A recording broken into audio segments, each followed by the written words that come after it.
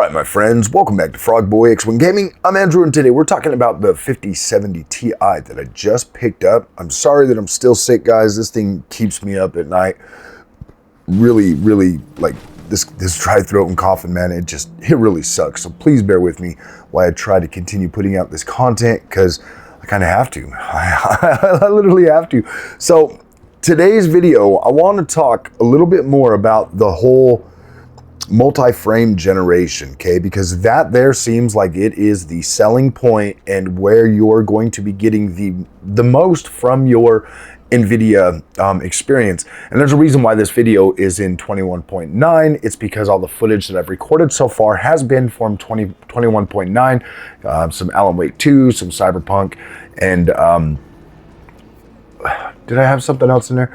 I might have something else in there too, but those are the games that we're looking at because they actually have the integrated frame generation from actual, like the developers have put it in there, and I tend to find that to be like where I'm going to get my baseline for how I go about talking about this. So with the Cyberpunk footage, I did decide to go ahead and turn on path tracing. And then utilize that at 4x. And then with Alan Wake 2, I decided to all the ray tracing on and also run that with the frame generation. So I know that frame generation is a very controversial thing, especially right now with this generation, seeing as the average uptick of performance that you're gonna get from these games just in general is nowhere near what a lot of people were kind of expecting, and it kind of gives the Blackwell series a black eye. To be completely honest with you, I really did think that I was gonna buy this and that it was gonna be like, more of like a launch party for like 9070 XT. I thought that there's no way I'm gonna like this from multi-frame generation. There's no way that this NVIDIA experience is gonna do anything other than any other NVIDIA experience has done for me. I mean, obviously there are some things with some unwritten rules that we just don't talk about with NVIDIA, like black screens all the time, but whatever. Obviously they're annoying, but they're there. But I think most people overlook that. They don't really, if you mention anything like that, or just how, finicky the overall operating system can be on this sometimes, it's just weird. But it's nothing that I can't deal with, to be completely honest with you. So let's talk about multi-frame generation and where I think it sits, and if the adoption rate was to pick up and the quality stay the same as what I've experienced so far. All of my testing has been done on 3440 by 1440p monitor. That is a 240 hertz OLED monitor from LG. Very nice. I absolutely love this monitor. It's got incredible colors, beautiful HDR reproduction, and it makes your games just freaking fly. Like, it's so incredible. So I want to start off with Alan Wake 2. Okay, I'm running around the little city part, okay, outside the diner, playing around in that area, and I'm walking around and I'm looking at this, and I'm feeling it, you know what I mean? Like, if I turn off the ray trace, or if I turn off all of the DLSS and the frame generation and all of that stuff, it's about a 30-40 frames per second experience-ish. I mean, that's pretty much what it was on the 4080 Super. Now, obviously, with the 4080 Super, you could turn on the frame gen 1x, and it would give you just over 60, 70 frames. You turn on your DLSS, you can get up to, I think it was like, gosh, I want to say it was like 90-ish frames a second or something, and it felt, it wasn't horrible, especially in a game like Alan Wake 2. Like, you could literally play this game at 30 frames per second. And, aside from the screen jitter, if you're on an OLED, it's not a horrible experience because it's really, really slow paced. So when you're out there and you're playing this experience, I got some Spider-Man 2 footage as well. I don't know if that's actually using 4x frame gen or not. I think that's only using 1x. But when I'm in Alan Wake 2, and I'm walking around and I'm looking at this scenery and I'm, feeling the controls and stuff, this feels really good, even with 4X. Like, you can barely tell. Like, there is a little part where I'm in the little park area, and I'm kind of turning the camera and stuff. And mind you, this is with performance upscaling. We're not using anything. We're just using performance to kind of get a baseline for how this is looking. Like, overall, it looks incredible. Like, Alan Wake is just a beautiful game. It doesn't really matter. So I'm in the little park area, and I'm spinning the camera, and then you can start to see the breakup with how frame generation is behaving. The frame generation will start to, like, really get garbled or kind of blurry around the character, all around their silhouette and stuff. And I mean, that's kind of to be expected. If you're in like heavy vegetated areas and you're using frame generation, expect some anomalies like that are probably not going to look good. But yes, if you really wanted to sit back and nitpick things, yeah, obviously you can see that, but I kind of feel like with most of these games, with most of these technologies, once you turn them on and you get used to how they react and how they look, you're going to be fine. Now, I did try this 4X frame gen with Star Wars Outlaws as well. I might actually have some footage of that recorded too. I've been trying to record footage, and then sometimes it'll just automatically kick me out. Sometimes it'll keep recording, whatever. So when I'm in that game, particularly when I'm on 4X frame generation, I can see like the little warbling in the vegetation when you turn the camera, and you're about 180 frames a second on that, 3440, 1440p, about 180 frames. And I'll tell you this, I tested that same experience on the AMD GPU utilizing frame generation as well as AMD's Fluid Motion Frames 2 stacked on top of that one. And that one there actually does a little bit better job. Now, if you drop down into like 3X and stuff like that, then it starts to get a little bit better. So I don't necessarily think that frame generation, especially if you're using a controller, is a bad thing, and it does actually deliver. And so when I was playing the Cyberpunk 2077, and I'm running through this, and I'm just running through the city, just running through the city, just doing whatever, and I'm looking at like the overall how I'm perceiving the image, because that's important. Like, how am I perceiving the image? Am I seeing a lot of like ghosting or blur or things loading in, popping in, just kind of crazy things that you would kind of notice? And I was so immersed in the movement and in the feeling and how the game actually was feeling with that I don't think that it was bothering me, and like being able to move the camera and stuff, and it feel, fairly fluid. It doesn't feel, and this is 4X frame gen with freaking, what's it called? Path tracing on and everything. And we're hitting, up to like 150, almost 200 frames, stuff like that. And when you look at that, and you take that into consideration, how it like almost damn near maxes out my 240 hertz, and I'm playing this game, and I'm just running around, and I'm experiencing that, and the way that feels. If you are, I don't want to say the word casual as in like you're a casual gamer, you don't know what the freak you. I'm not meaning it like that. I'm meaning it more like, okay, like I don't get a lot of time to play games. I go to work all day. I come home. Weekends are usually my time to play. I just don't have the time to sit in front of there and be like super competitive. So I'm playing single player games and stuff like that. That's what I mean by casual. I'm not meaning that like you're a casual, like you're an NPC, like you don't know what the freak you're talking about or anything like that. When I say casual, I'm just like, hey man, it's just those people that don't have a lot of time to sit and play video games. I consider myself that too, just to be clear. So I feel like, honestly, if you bought, and this is where the value of the 5070 Ti actually, once you realize that like this card is going to last you significantly longer than you ever thought because of something like frame generation, then you start to understand that it's like, okay, I get it. Now, the ray tracing performance is better on this card. I'm actually very happy with that. When I'm in these games and I'm ray tracing them, it actually looks a lot better because of the transformer model.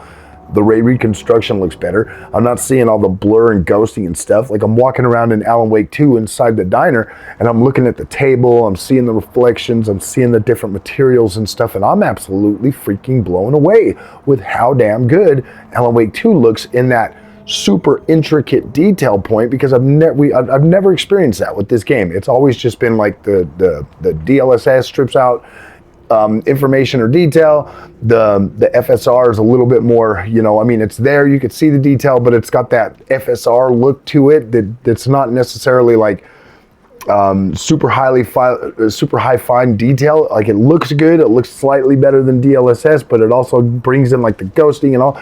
It's just been like so like hit and miss with Alan Wake 2 for me, that now that we have this significantly better performing DLSS model, the transformer model, that actually highlights and brings out that detail in a way that's like, wow, I didn't even really ever realize that was there.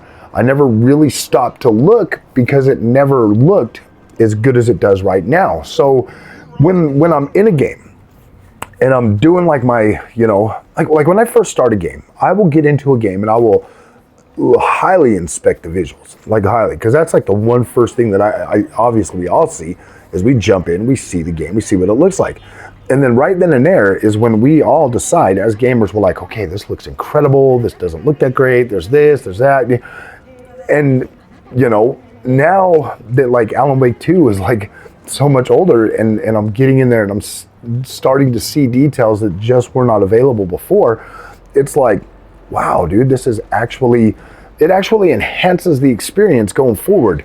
And it enhances the experience for those who have yet to buy this game. And now they actually have a better, now they can actually have a better experience than I did when I first played that. So I'm excited about that.